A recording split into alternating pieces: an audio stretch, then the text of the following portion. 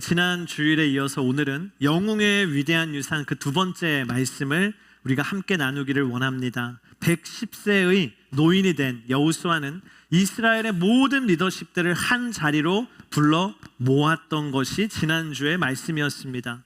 그래서 여호수아는 그들을 다 리더십들을 모아놓고 리더십 컨퍼런스를 한 것이죠. 그래서 마지막 유언의 메시지를 그 리더들에게 남기는데 그것이 여호수아 23장 1절부터 10절의 말씀이었습니다. 그때 지난주 우리가 함께 나눴던 그 여호수아가 의도했던 강조한 메시지 세 가지가 있습니다. 첫 번째는 하나님의 사람을 남기는 것을 그는 강조하였고, 두 번째는 하나님과 동행할 것을 그는 유언으로 남겼고, 마지막으로 그는 하나님이 주시는 용기를 가져라.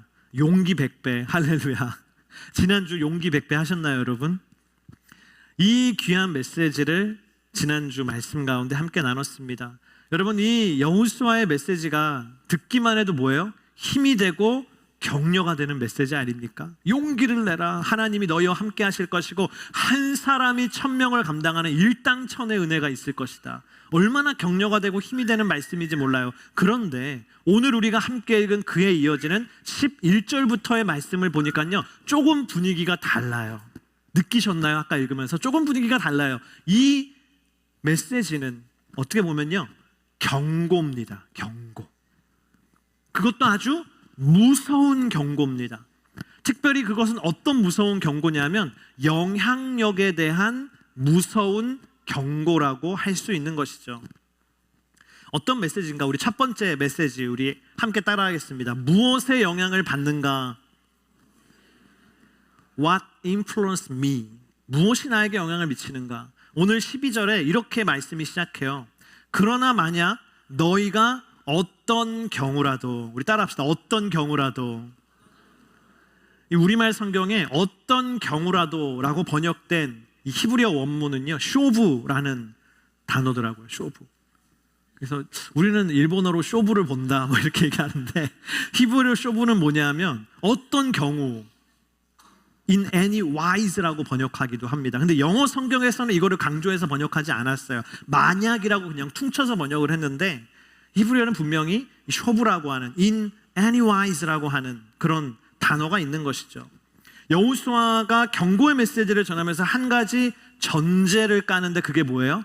어떤 경우라도 라고 하는 전제에 있습니다. 여러분, 하나님은요 언제나 우리의 모든 형편과 사정을 아시는 분인 줄을 믿습니다. 하나님은 나의 모든 형편을 아세요. 내가 어려운 것도 알고 힘든 것도 알고 곤란한 것도 알고 내가 어쩌지 못하는 것도 알고 나의 연약함까지도 다 아시는 분이 하나님이신데, 근데 오늘 말씀은요 뭐예요?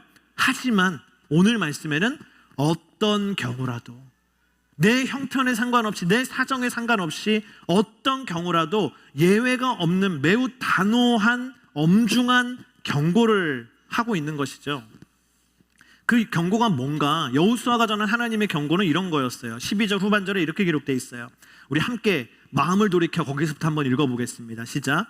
마음을 돌이켜 이 남은 민족들에게, 곧 너희 가운데 남아있는 이들에게 붙어 그들과 서로 결혼하고 이리저리 어울려 지내면, 하나님께서 가나안 땅을 정복하기 시작할 때에 뭘 말씀하셨습니까? 분명히 뭘 말씀하셨냐면 가나안 원주민들, 우상을 숭배하는 거짓 신들을 숭배하는 그 가나안 원주민들을 다 내어 쫓으라. 죽이거나 내어 쫓으라. 절대로 이 땅에 남겨두지 말라고 하나님이 말씀하셨습니다.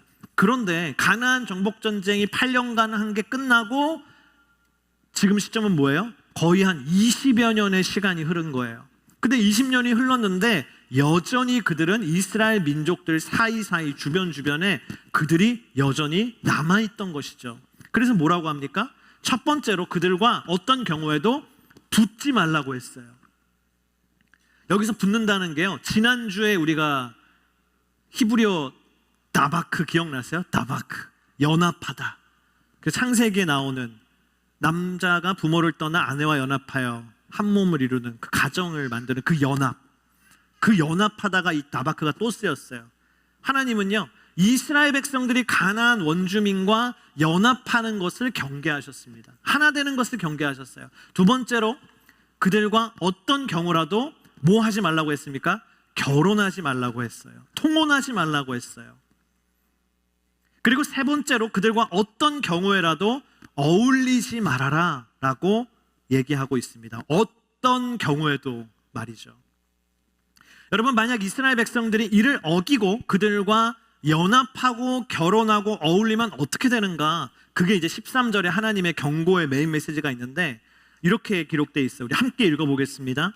그때 너희 하나님 여호와께서 더 이상 너희 앞에서 이 민족들을 내쫓지 않으실 것이라는 것을 분명히 알아두라. 그리고 그들은 너희에게 덫이 되고 함정이 될 것이요 너희 옆구리에 채찍이 되고 너희 눈에 가시가 돼 너희가 결국에는 너희 하나님 여호와께서 너희에게 주신 이 좋은 땅에서 망하게 될 것이다. 여러분, 하나님께서 가나안 원주민들을 뭐 하신대요? 만약에 너희가 그렇게 하면 그들을 영원히 내쫓지 않으실 거래요. 다시 말해서 이스라엘 백성들은 그 땅의 온전한 주인이 될 수 없는 거예요. 그게 첫 번째. 두 번째는 뭡니까? 가나안 원주민들이 이스라엘 백성들에게 덫이 되고 그들이 나의 함정이 될 거래요. 함정. 덫과 함정. 여러분, 덫과 함정의 공통점이 뭔지 아세요? 한 번 걸리면 죽는다. 한 번 걸리면 죽는다. 그들 때문에 이스라엘 백성들이 죽을 것이라는 경고입니다. 그리고 세 번째, 옆구리에 채찍이 되고 눈에 가시가 될 것이다. 여러분, 옆구리 한번 만져보세요. 여러분, 다 있으시죠? 옆구리 얼마나 부드러워요, 그렇죠? 살도 많고 물렁물렁하고, 네, 얼마나 부드러워요, 그렇죠? 근데 여러분, 이 부드러운 내 옆구리에 누가 채찍을 때린다고 생각해 보세요. 얼마나 아파요. 살점이 떨어져 나가면서 얼마나 아프겠습니까? 여러분, 내 눈에 가시가 들어갔다고 생각해 보세요. 얼마나 고통스럽겠습니까? 주님이 뭘 얘기하시는 겁니까? 가나안 원주민들이 이스라엘 백성들에게 그러한 고통이 될 것이라고 주님이 말씀하세요. 옆구리에 채찍 같고 눈에 가시 같은 큰 고통을 너희에게 줄 것이다. 하나님의 경고는요, 마지막에 뭡니까? 그래서 결국은 그 좋은 땅에서, 그 좋은 환경 속에서라도 너희가 망하게 될 것이다. 반드시 망할 것이다 라는 경고입니다. 어떻게 보면 하나님의 경고의 최고 수위 같아요.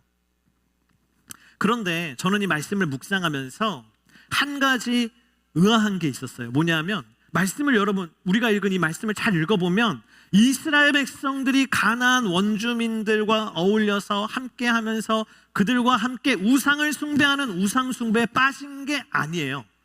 그렇죠? 너희가 우상 숭배에 빠지면이 아니에요. 오늘 12절 말씀은 단지 그들과 연합했어요. 단지 그들과 결혼했어요. 통혼했어요. 단지 그들과 어울리기만 한 거예요. 그런데 그것만 해도 이런 무서운 심판이 있을 것이라고 주님은 여호수아를 통해서 말씀하고 계십니다. 여러분, 하나님이 뭘 얘기하고 싶은 겁니까? 우리 따라합시다. 영향력의 위력을 간과하지 말라. Don't underestimate the power of influence. 영향력을 과소평가하지 말라는 거예요. 어떤 남자가요, 낙타를 몰고 사막을 건너고 있었답니다.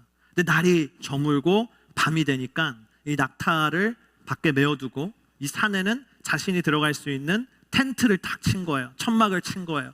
그리고 이제 사막의 기후라는 게 밤이 되면 엄청 추워지잖아요. 그래서 나는 이제 그 좁은 텐트 안에 내가 탁 들어가서 이 밤을 보내고 낙타는 밖에다 이게 세워두고 한 거예요. 근데 그 잠을 자다가 이게 좀 이렇게 날씨가 으슬으슬해서 눈을 떠보니까 낙타가 이 텐트 앞에다 이렇게 얼굴을 내밀고 있는 거예요. 그래서 너도 춥구나.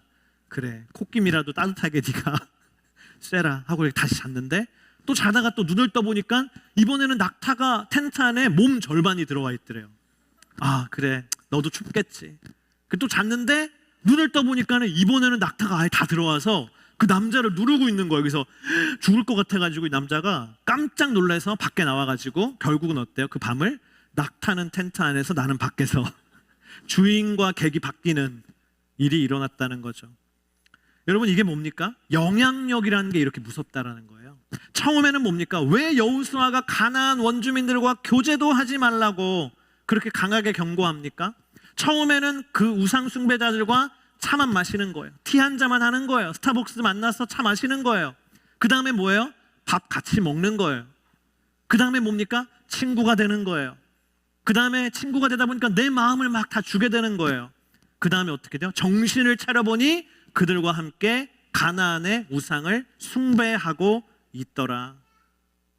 여호수아가 볼 때, 하나님이 보실 때 불보듯 뻔한 거예요. 그 영향력에 브레이크가 없는 거예요. 그리고 이것은 실제 그들의 역사가 되었죠. 여러분, 우리는 나에게 영향을 미치는 사람, 나에게 영향을 미치는 문화, 나에게 영향을 미치는 모임, 나에게 영향을 미치는 어떠한 것에 대해서도 우리는 깨어 있어야 하는 줄을 믿습니다. 그래서 여러분, 사기는 누가 당하는지 아세요? 사기 누가 당하는지 아십니까? 미련하고 어리석은 사람이 사기당하는 게 아니라요, 외로운 사람이 사기당해요. 깨어 있을 수가 없어요. 나에게 다가오는 영향력에 나는 언제나 웰컴인 거예요. 외로우니까. 그런 사람이 넘어져요. 여러분, 우리는 나에게 다가오는 그 영향력에 대해서 깨어 있어야 하는 것을 오늘 주님은 우리에게 말씀하십니다. 특별히 우리가 기억해야 될 중요한 영향력의 통로가 있어요. 첫 번째는 뭐냐면, 우리 따라합시다. 부모입니다. 오늘 말씀에서 여호수아가 이러한 경고를 리더들에게 한 이유가 있는데, 그게 뭐냐면요, 정복전쟁이 끝나고 나서 20여 년의 시간이 지나는 과정들을 딱 지켜보니까 여호수아가 이스라엘 백성들이 가나안 땅에서 새로운 세대가 일어나는 것을 봤기 때문이에요. 20년 동안에 새로운 세대가 그 땅에서 태어나고 그들이 자라는 것을 여호수아가 봤기 때문에 지금 이 경고를, 하나님의 메시지를 전하는 겁니다. 여러분, 여호수아와 함께 가나안 정복 전쟁을 감당했던 세대가 어떤 세대입니까? MZ세대입니까? 아니, 출애굽 2세대죠. 출애굽하고 광야에서 어린 시절을 받거나 광야에서 태어났던 출애굽 2세대인데요. 그 출애굽 2세대의 인생을 생각해 보면요, 그들은 언제나 그들을 광야에서 인도했던 구름 기둥과 불 기둥을 매일 보면서 자랐어요. 그들은 매일 아침마다 뭘 먹는 거예요? 하느님께서 하늘에서 내려주신 만나를 먹으면서 광야에서 살았던 사람들이에요. 기적을 맛보고 기적을 보면서 살았어요. 그리고 그들이 가나안 땅에 들어가서 정복전쟁을 8년 동안 감당하면서 뭘 경험했습니까? 하나님이 함께 하시는 기적과 같은 승리를 경험했어요. 그래서 이들은 하나님을 모를래야 모를 수 없는 세대, 하나님을 경험하지 않을래야 경험하지 않을 수 없는 철저한 은혜의 영적 영향력 아래 있던 세대가 출애굽 2세대였던 것이죠. 은혜의 세대예요. 부흥의 세대예요. 그런데 이제 그들이 가나안 땅에 정착을 하면서 그 땅에서 태어난 새로운 세대는 다르다는 거예요. 그들은 불기둥과 구름기둥이란 거를 본 적이 없어요. 하나님의 만나를 먹어본 적이 없어요. 기적을 체험해 본 적이 없어요. 그들은 하나님께서 함께 하시는 기적과 같은 전쟁의 승리를 경험해 보지 않았어요. 편하게 태어나서 편하게 자랐어요. 오히려 그들은 무슨 영향을 받습니까? 그들은 자신들을 둘러싸고 있는 가나안의 우상 숭배 문화, 가나안의 음란한 문화, 그들의 폭력적인 문화에 노출되어 있는 세대였던 것이죠. 그래서 지금 여호수아는 이스라엘의 각 지파의 장로들과 지도자들과 재판가들과 관리들을 다 불러놓고 경고하는 거예요. 너희 다음 세대가 하나님을 떠나지 않도록 그 다음 세대의 하나님을 가르쳐라. 자녀들에게 하나님을 가르쳐라. 그거를 리더들에게 오늘 경고하고 있는 것입니다. 여러분, 한번 따라합시다. 가르치지 않으면 모릅니다. 우리의 착각은 뭐냐면, 우리는 우리의 다음 세대, 자녀들의 세대가 하나님을 알되 자연스럽게 알기를 늘 기대해요. 얘가 이렇게 되면 자연스럽게 하나님을 다 알겠지. 근데 재밌는 건요, 그 하나님에 대해서만 자연스럽게 알기를 기대해요. 나머지 수학과 과학과 라이팅, 리딩, 음악, 예술, 예체능은 다 길을 쓰고 가르쳐요. 이건 내가 배워야 알지. 엄청난 노력과 수고를 하면서 막 라이드 우리가 해가면서 막 SAT 학원도 보내고 하면서 배워야 알지. 근데 이거는 배워야 알지라는 확실한데, 신앙과 하나님은 자연스럽게 알겠지. 그게 우리의 착각 아닙니까? 그래서 지금 그걸 얘기하는 거예요. 여호수아가 그걸 얘기하는 거예요. 가르쳐야 된다. 자연스럽게 알기를 기대하지 마라. 여러분, 하나님을 전하는 통로가 되는 부모가 되기를 주의 이름으로 축복합니다. 하나님을 전하는 통로가 되는 교사가 되기를 주의 이름으로 축복합니다. 저는 되게 안타까운 게 우리 옆에 방에 파워웨이브 뉴스들이 예배드리고 있거든요. 근데 선생님이 지금 너무 없어요. 아이들은 막 늘어나는데 선생님이 없어요. 그래서 저희가 뭘로 바꿨냐면 이제 아이들이 가르쳐요. 아이들을. 스몰 그룹을 아이들이 인도해요. 선생님이, 좋은 선생님이 있으면 가르치겠죠. 근데 아이들을 훈련해서 아이들이 가르치게끔 아이들을 하고 있어요. 그럼 물론 장점도 있죠, 여러분. 근데 왜 그래요? 안타까운 것도 있는 거예요. 중요한 영향력의 통로 두 번째는 우리 따라합시다. 배우자. 네, 스파우스죠. 12절 말씀 가운데 여호수아는 특별히 결혼이란 걸 언급해요. 12절 말씀 우리 함께 읽겠습니다. 그러나 만약 너희가 어떤 경우라도 마음을 돌이켜 이 남은 민족들에게 곧 너희 가운데 남아있는 이들에게 붙어 그들과 서로 결혼하고 이리저리 어울려 지내면, 여러분, 한 사람이 가지고 있는 가치관의 결정체가 뭐냐면 배우자예요. 배우자를 함부로 선택하는 사람은 이 세상에 없어요. 배우자는 나의 아주 솔직하고 내 내면에 숨겨져 있는 가치관을 투영해서 선택하게 돼 있어요. 목사님, 저는 얼떨결에 이 사람이랑 결혼했습니다. 그 사람의 가치관이 신중하지 않은 거예요. 배우자는 나의 것을 투영해서 결정하거든요, 사람들이.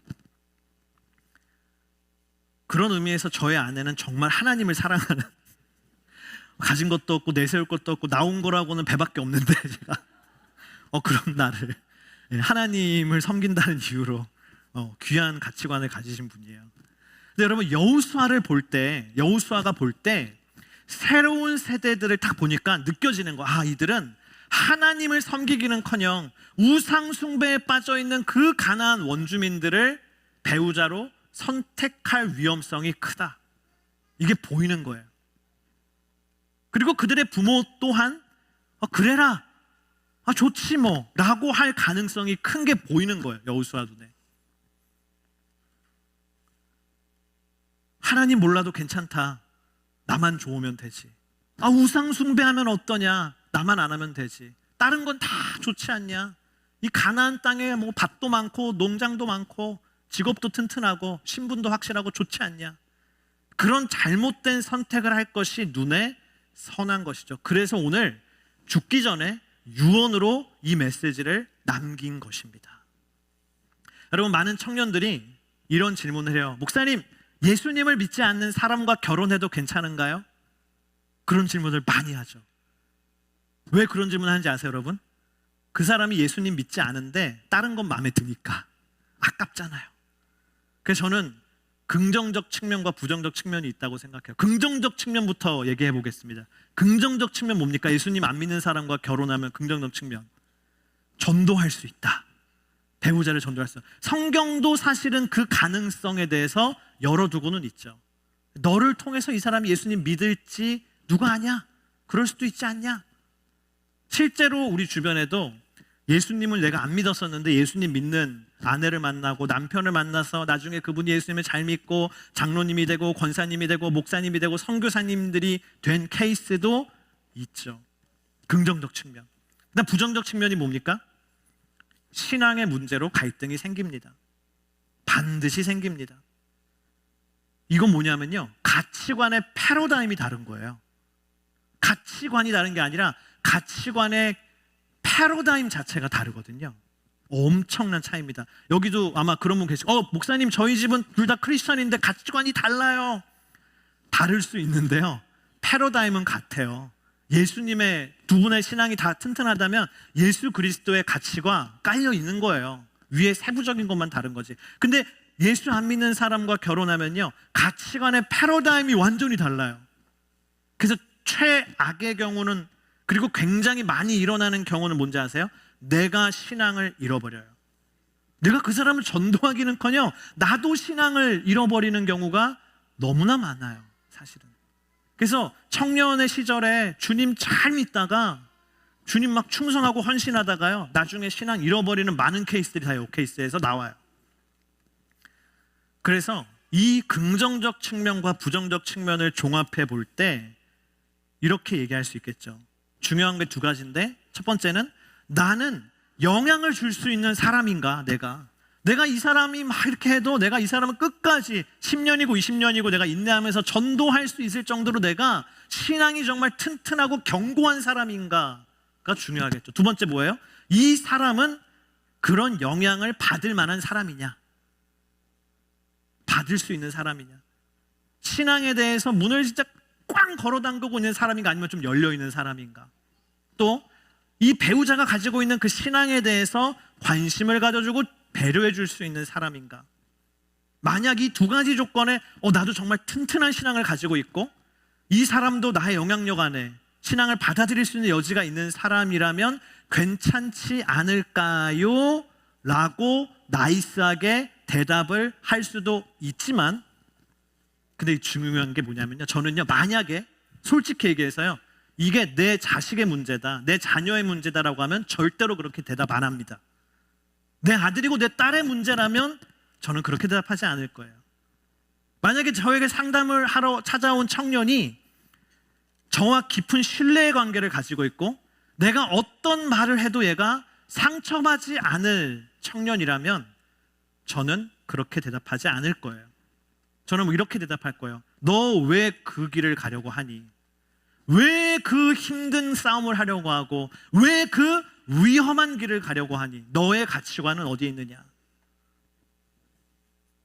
여러분, 저니까 이렇게 얘기하지 여호수아는 이렇게 얘기 안 해요. 여호수아는 뭐라고 해요? 오늘 써 있어요. 13절에 여호수아는 이렇게 얘기해요. 제가 읽어드릴게요. 그리고 그들은 너희에게 덫이 되고 함정이 될 것이요, 너희 옆구리에 채찍이 되고 너희 눈에 가시가 돼 너희가 결국에는 너희 하나님 여호와께서 너희에게 주신 이 좋은 땅에서 망하게 될 것이다. 여호수아는 오늘 이렇게 얘기했어요. 여러분, 오늘 이 말씀은요, 비단 결혼만을 언급한 건 아닙니다. 모든 나에게 다가오는 영향력을 언급한 거예요. 여러분, 세상은 나에게 영향을 주기 위해 안달이 나 있다는 거 우리를 깨달아야 돼요. 우리가 리더를 생각할 때 리더는 영향을 주는 사람이라고 생각하잖아요. 근데 리더는요, 영향을 주기 전에 사람들이 영향을 주고 싶은 대상이에요. 그 대통령이 되면 얼마나 많은 사람들이 자기의 생각과 얘기를 하기 위해서 대통령에게 수단과 방법을 가리지 않고 접근하잖아요. 교회도 똑같거든요. 교회도요, 리더가 되잖아요.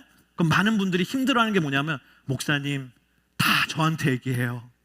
다 사람들이 찾아와서 이건 이렇게 해야 되는 거 아니냐, 이건 저렇게 해야 되는 거 아니냐, 다 5만 가지 얘기를 다 나한테 하니까 내가 너무 힘들어서 살 수가 없다고. 여러분, 우리 똑같습니다. 세상이 우리에게 엄청나게 영향을 주기 위해 혈안이 돼 있다는 걸 우리는 깨달아야 돼요. 그리고 지금 나에게 영향을 주고 있는 것이 무엇인지를 우리는 생각해야 되는 거죠. 내가 보는 것은 무엇이며 내가 듣는 것은 무엇인가? 내가 만나는 사람은 누구인가? 내가 나가고 있는 모임은 어떤 모임인가? 여러분, 나를 선한 영향력 안에 넣기를 주의 이름으로 축복합니다. 우리 따라합시다. 그리스도 안에 거하라. 그리스도 안에 거하라는 거예요. 오늘 여호수아는 그걸 강조하는 거예요. 그리스도 안에 거하라. 여러분, 그리스도 안에 거하는 만남이란 것은 이런 것이죠. 1:1 교제가 우리에게 알려주는 여러분, 하나님과의 만남은 뭐예요? 예배. 하나님과의 만남은 예배. 그리스도인들과 믿는 이들과의 만남은 뭐예요? 교제입니다. 그래서 이 교제라는 게 그냥 먹고 놀고 즐겁고 이게 아니라요, 하나님 나라를 위한 영적 유익을 위한 만남이에요. 그냥 외로워서 만나는 게 아니라 하나님의 나라를 위해서 우리는 만나고 영적인 유익을 위해서 만나고 서로의 믿음을 격려하기 위해서 만나고 하는 거예요. 그리고 요즘에 미신자라고 많이 하죠. 비신자라고도 하는데, 전도의 가능성을 열고 아직 믿지 않았으니까 미신자. 네, 미신을 믿는다는 게 아닙니다. 네, 미신자들과의 만남은 뭐라고 따라합시다. 전도. 믿지 않는 이들과의 만남은 철저하게 전도를 목적으로 해야 된다는 거예요. 그렇지 않으면 누가 전도당해요? 내가 전도당해요. 내가 잘못된 거에 당해요. 여러분, 내가 영적으로 무장하지 않으면 불가능한 것입니다. 오늘 저와 여러분에게 오는 영향력 가운데 분별과 지혜가 있기를 주의 이름으로 축복합니다. 두 번째, 우리 따라합시다. 불순종의 영향력을 아는가? Do you recognize the influence of disobedience? 미국에 3대 햄버거가 있죠. 뭔지 아세요? 3대 햄버거? 여기 이제 보이죠? 3대 햄버거입니다. 동부의 쉑쉑. 먹고 싶죠? 네. 또 동부에서 유래했지만 뭐 미국 전역에 있는 Five Guys.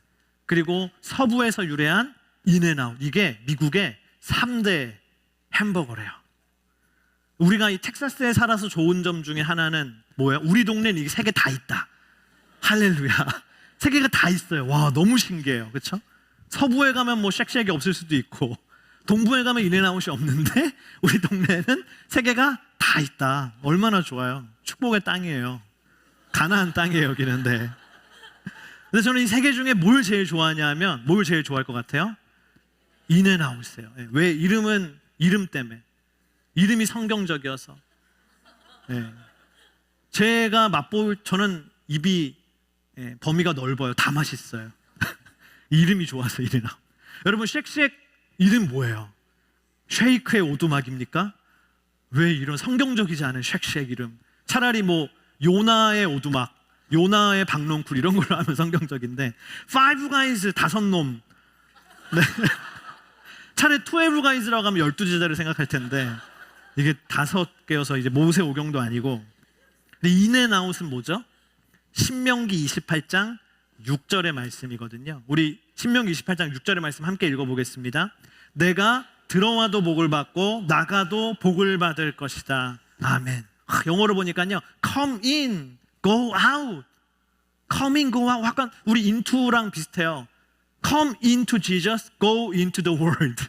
into랑 통하는 인앤아웃인데, 여러분, 이 신명기 28장 6절의 말씀, 들어와도 복을 받고 나가도 복을 받는다는 이 말씀이 사실은 신명기 28장 안에 있는 한 말씀인데요. 어떤 맥락 속에 있냐면 신명기 28장에 나온 모세가 이스라엘 백성들에게 유언으로 남긴 말씀들이죠. 그 중에 1절부터 14절은요, 하나님의 말씀에 순종할 때 받는 복이에요. 14절에 걸쳐서 하나님의 순종할 때 받는 복을 열거해요. 이런 복을 받을 거다. 그리고 뒤에 끝나지 아니하고 15절부터 68절까지는 불순종할 때 임하는 저주를 얘기해요. 놀라운 게 뭐냐면요, 여러분, 축복은 몇 장이었어요? 몇 절이었어요? 14절. 근데 저주는, 경고하는 그 저주는 몇 절이에요? 54절. 이거 읽다 보면 후들후들해요. 54절에 그 하나님의 무서운 저주를 읽다 보면 너무 두려워져요.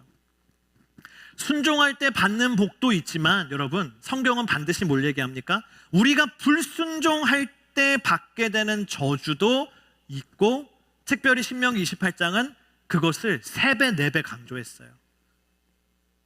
불순종에 따른 저주와 징계를 오히려 어쩌면 더 많이 강조했어요. 여호수아는 이스라엘 리더들에게 얘기하는 거예요. 14절에 뭘 얘기하면 이제까지 우리가 순종할 때 받는 복이 뭔지를 경험했지 않냐? 이게 14절이에요.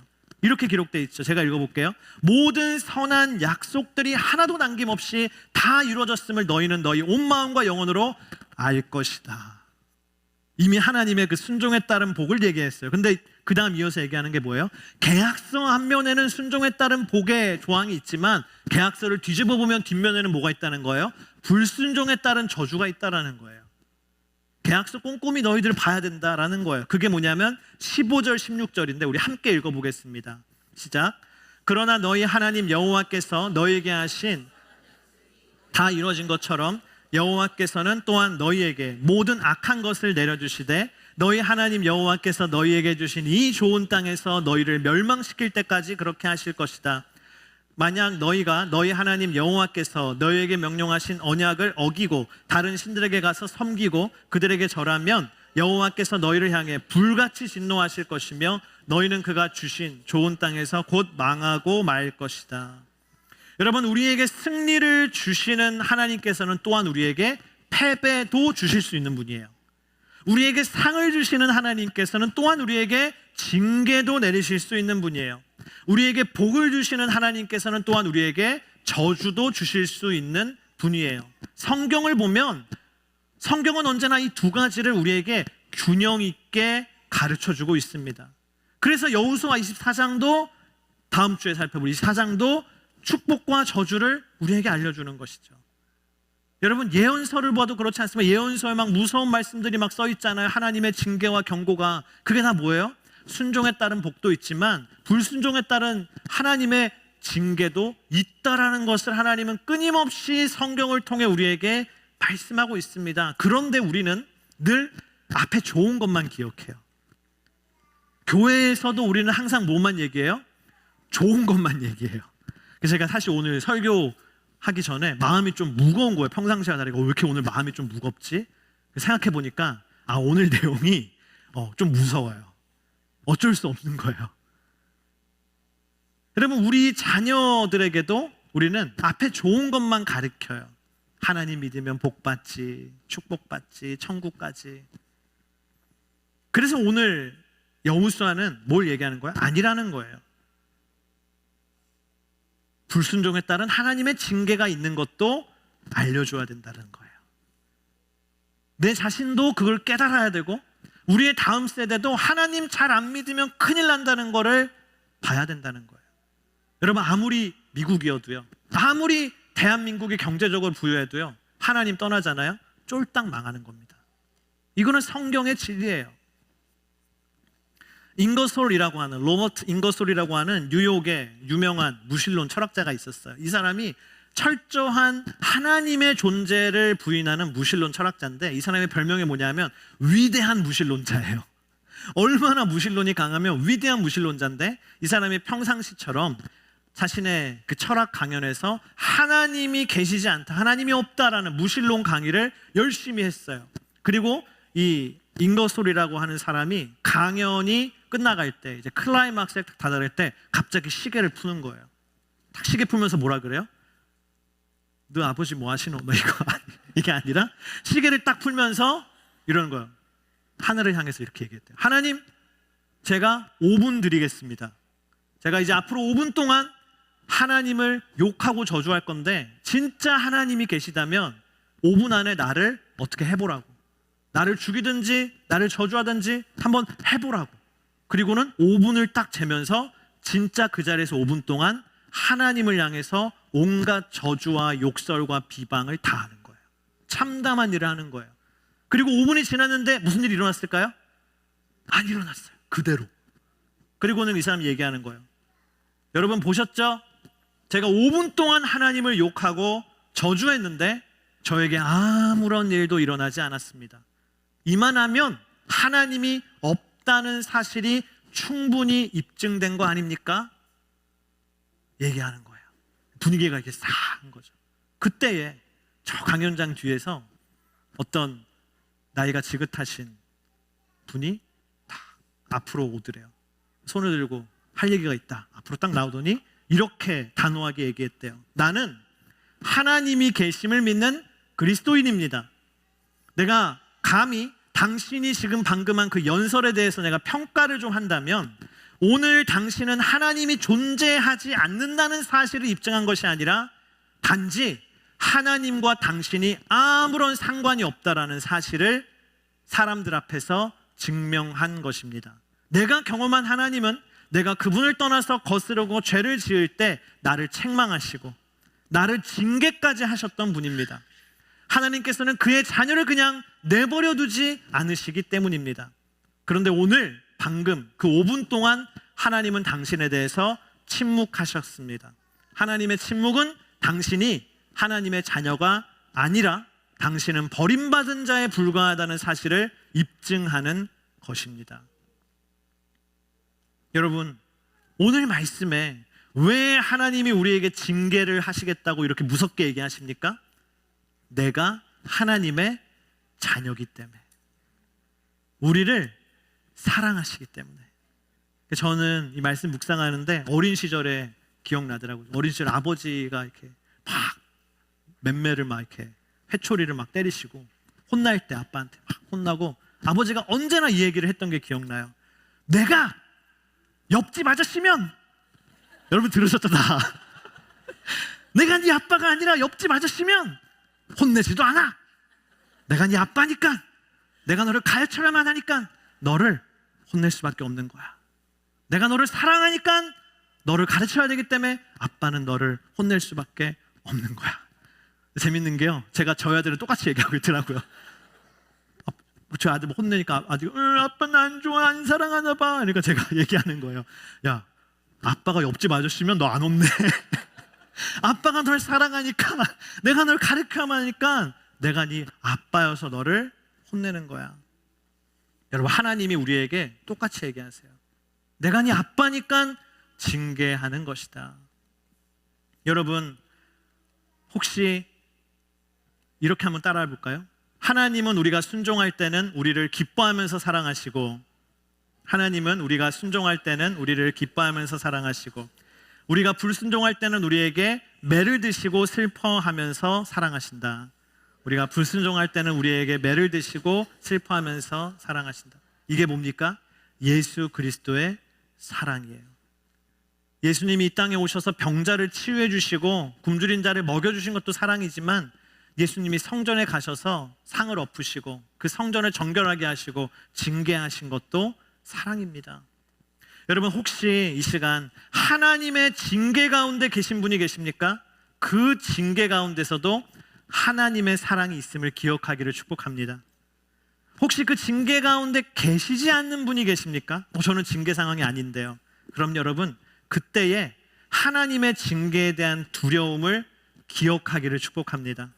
하나님은 당신을 사랑하기 때문에 내가 하나님의 말씀에 불순종하고 하나님께 죄를 짓고도 내가 회개하지 않고 내가 그 죄를 버리지 않으면 하나님은 사랑의 매를 반드시 드실 것입니다.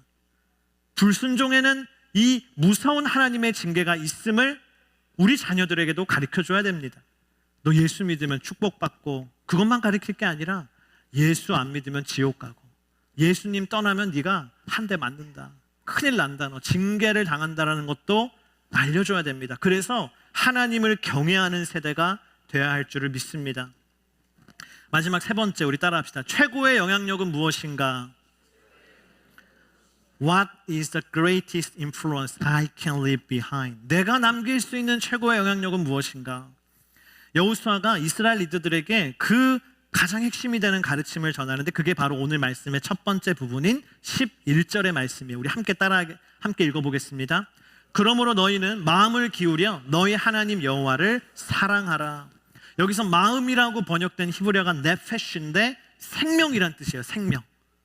그래서 다른 말로 바꾸면 뭡니까? 너희는 너희의 생명을 기울여 생명을 다해서 여호와 하나님을 사랑하라 라고 말씀하십니다. 여러분, 우리 인생 가운데 내 생명을 다하고 내 마음을 다해야 될 가장 중요한 일이 있는데, 그게 뭡니까? 하나님 여호와를 사랑하는 일이래요.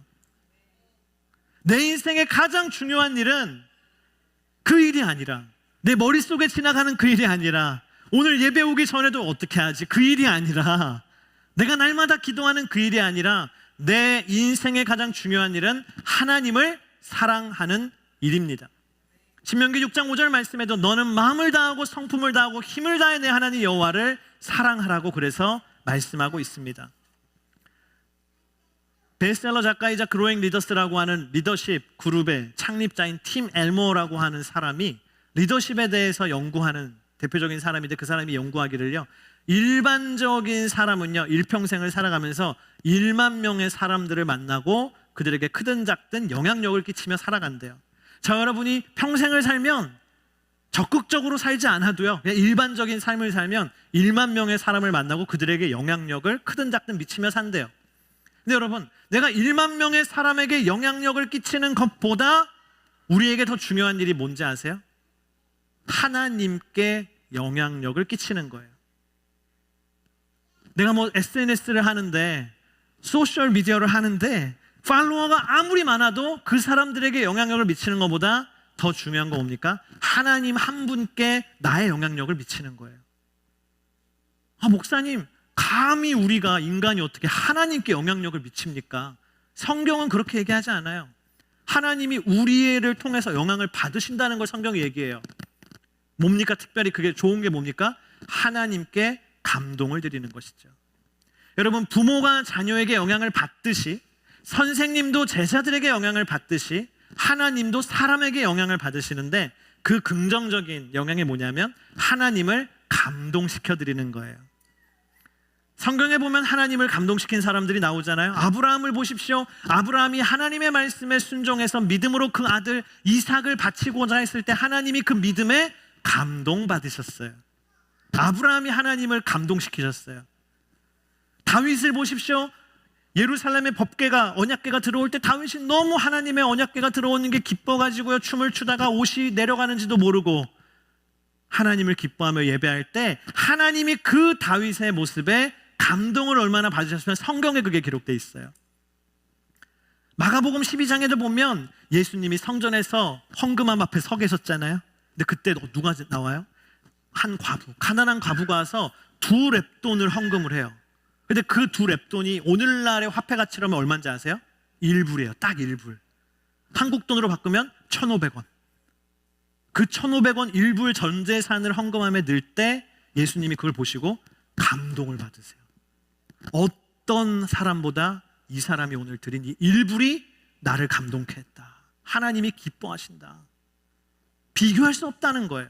앞에 부자가 뭐 10만 불, 100만 불 한 것보다 이 사람의 1불이 나는 더 감동받았다고 얘기하시는 거예요, 예수님이. 여러분, 하나님을 감동시킨 이들의 공통점이 뭡니까? 그들에게는 신념이 있었는데 그게 뭐냐면 내 인생의 가장 중요한 일은 하나님을 사랑하는 일이다 라는 신념이 있던 거예요. 아브라함에게 이삭이 너무나 중요했지만 그보다 더 중요한 거 하나님의 사랑하는 일. 다윗에게 왕으로서 자신의 지위와 체면이 중요했지만 그거보다, 내 명예보다 하나님을 사랑하는 일. 과부에게 내 전재산 1불이 너무나 소중했지만 그것보다 내가 하나님을 사랑하는 일이 내 인생의 가장 중요한 일이다라는 것을 그들은 가지고 있었어요. 그게 하나님을 감동하게 하는 거예요, 여러분. 여러분, 우리는 질문해야 됩니다. 내게도 이 마음이 있는가?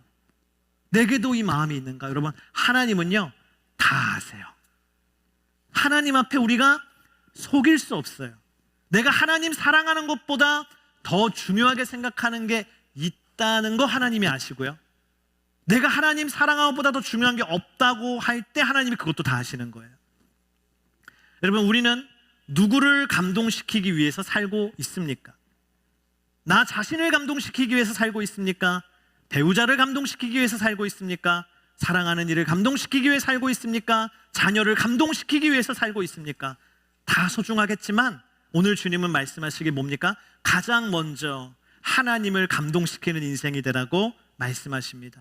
그게 뭡니까? 우리 인생의 가장 최고의 영향력을 미칠 수 있는 삶인 줄을 믿습니다. 우리 함께 이 시간 찬양하기를 원하는데요, 우리 주님을 예배하는 것 함께 찬양하는데, 여러분, 이 찬양의 가사 가운데 그런 가사가 나오죠. 주님을 예배하는 것, 주님을 기뻐하는 것, 나의 마음과 뜻 다해 주님 더 알기 원하네. 주님을 사랑하는 것, 주님을 갈망하는 것, 나의 유일한 소망이라. 우리 고백을 주님 앞에 올려드리기 원합니다. 함께 일어나서 함께 찬양하겠습니다.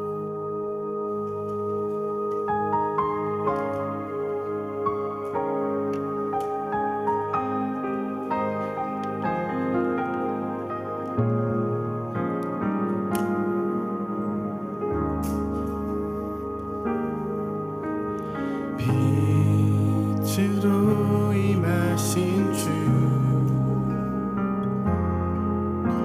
나의 어둠을 비추시네. 내 안의 연약함 모두 씻어주시고 나를 귀히 여기사 안으시네. 내 삶에 임하신 주, 모든 두려움 덮으시네. 주 나의 모든 것 주님만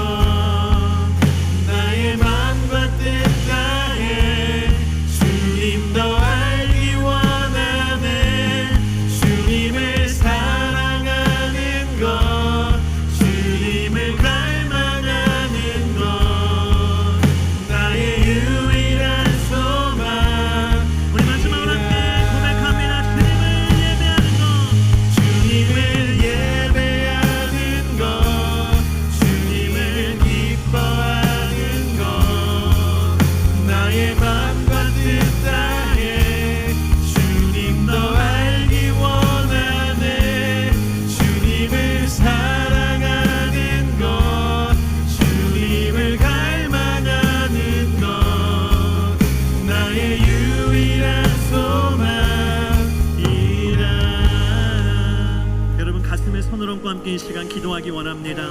그러므로 너희는 마음을 기울여 너희 하나님 여호와를 사랑하라.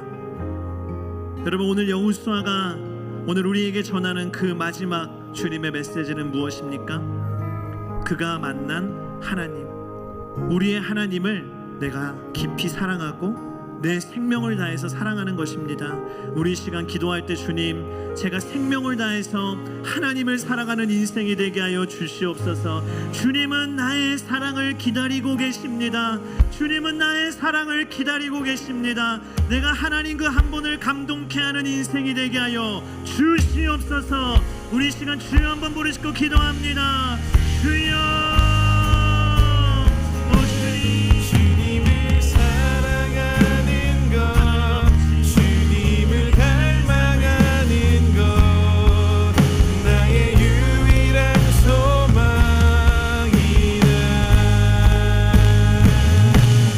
주님을 예배하는 것, 주님을 기뻐하는 것, 나의 마음과 뜻 다해 주님도 알기 원하네. 주님을 사랑하는 것, 주님을 갈망하는 것, 나의 유일한 소망이라. 주님을 예배하는 것, 주님을 기뻐하는 것, 나의 마음과 뜻 다해 주님도 알기 원하네. 주님을 사랑하는 것, 주님을 갈망하는 것, 나의 유일한 소망이라.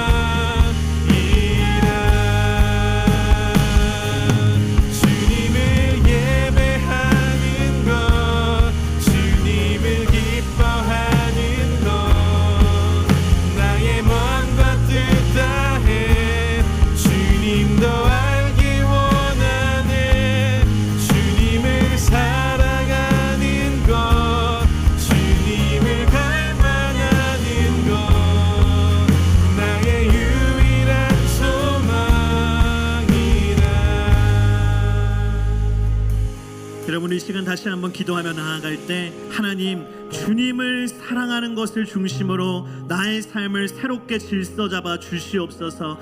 오늘 나의 보는 것을 정리하여 주시옵시고, 내가 듣는 것을 정리하여 주시옵시고, 내가 만나는 사람을 정리하여 주시옵시고, 모든 것을 예수 그리스도 중심으로 감당할 수 있는 인생이 되게 하여 주시옵소서. 오늘 우리 삶 가운데 하나님을 경외함이 회복되게 하여 주시옵소서. 이 시간 우리 주여 한번 부르시고 우리 삶을 올려드리며 나아갑니다.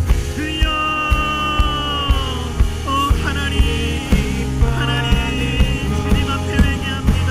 이 주님을 중심으로 내 삶을 만들지 않냐고, 나를 중심으로 내 삶을 만들지 회개합니다. 주님을 사랑하는 것, 오늘 내가 듣는 것을 새롭게 하여 주시옵소서. 오늘 내가 만나는 이들을 내가 사는 곳을 새롭게 하여 주시옵소서. 예수 그리스도의 중심에 만남이 되게 하여 주옵소서. 믿는 이들과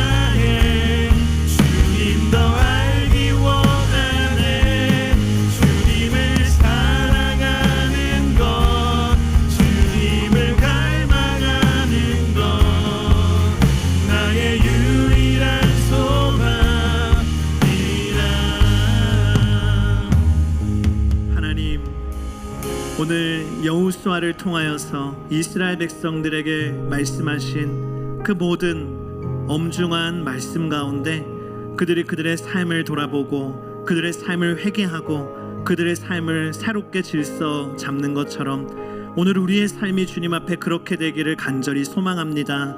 내가 나의 중심으로 내 삶을 만들었고 내가 나의 중심으로 하나님을 믿으려 했던 모든 것을 회개하며 오늘 내 안에 예수 그리스도를 사랑하는 그 가장 위대하고 그 가장 중요한 일이 중심에 세워지게 하여 주시옵소서. 그리고 그것을 중심으로 내 삶의 모든 것이 새롭게 질서 잡혀지게 하여 주시기를 원합니다. 이전과 같지 아니하고 새로워질 수 있는 은혜를 허락하여 주시옵소서. 우리의 의지로 되지 않는다면 성령님 우리를 강권하여 주셔서 우리를 새롭게 하여 주시옵시고, 하나님 그것으로도 우리가 움직이지 않는다면 때로는 하나님의 징계를 통하여서라도 우리를 하나님이 기뻐하시는 길로 인도해 주시기를 간구하오니 우리를 새롭게 하시는 주님의 은혜에 기대입니다. 함께하여 주시옵소서. 이 시간 주께서 주신 예물의 일부를 구별해 우리의 고백과 마음을 더하여 주님께 올려드립니다. 주님의 예물을 기쁘게 받아주시고 하나님의 나라를 위하여 사용하여 주옵소서. 지금은 우리 주 예수 그리스도의 은혜와 하나님의 크신 사랑과 성령의 강권하심과 인도하심이 거룩한 영향력 안에 거하며 거룩한 영향력을 끼치며 무엇보다 하나님께 감동이 되는 믿음의 사람 되길 갈망하고 소망하는 모든 주의 자녀들 위해 인도 달라스 교회와 그 지역에 있는 모든 교회들과 세계 열방의 주의 복음 전하시는 선교사님들과 선교지 위에 또 이라크에 있는 우리 박천국 홍제 선교사님, 우리 에린 엠비 위에 이제부터 영원토록 함께 하시기를 간절히 축원하옵나이다. 아멘.